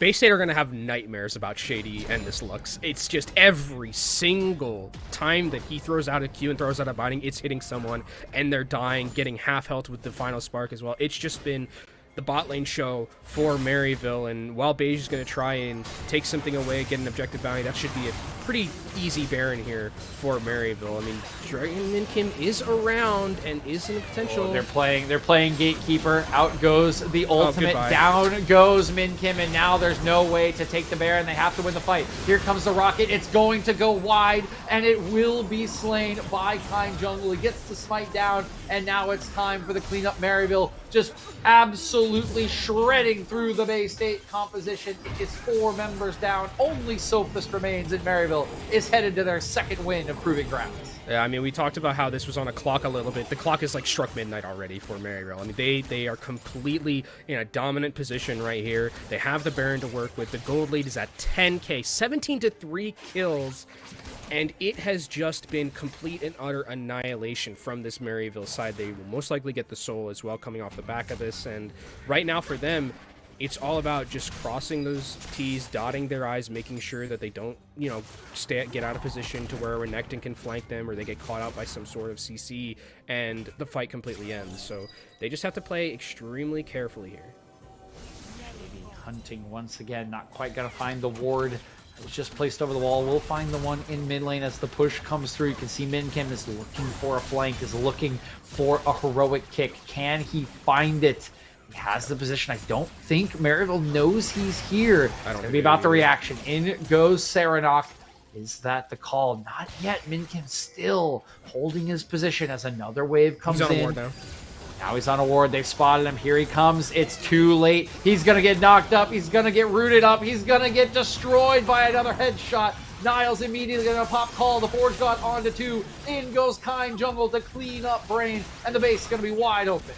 And that should be that. I mean, if they want, they can take this. Another nice knock-up from Niles, who is getting a little bit low here under this turret. Beige goes in and gets taken out very quickly. It's an absolute destruction from Get Back. He finds Sophist with the Scatter the Weak, with the Unleashed Power, and it's all but over for Bay State. Just going to try to get any kill he can. Will Serenok, but Niles is not to be denied, is not to be taken down. And with 5 members strong, with Baron empowered minions, Maryville University going to move themselves to a confident and clean 2-0 on day 1 of the first circuit of Proving Grounds. Hey, so maybe we should ban Lux against Maryville. That might be something that we have to start doing, because MVP for me is gotta be Shady. I mean, I would love to see like the percentile on how much he hit his binds, because it felt like literally every single time there was a binding that came out. I mean, even from like the first kill, it was level 2 binding into trap into Katie, and then the Kate gets the first blood.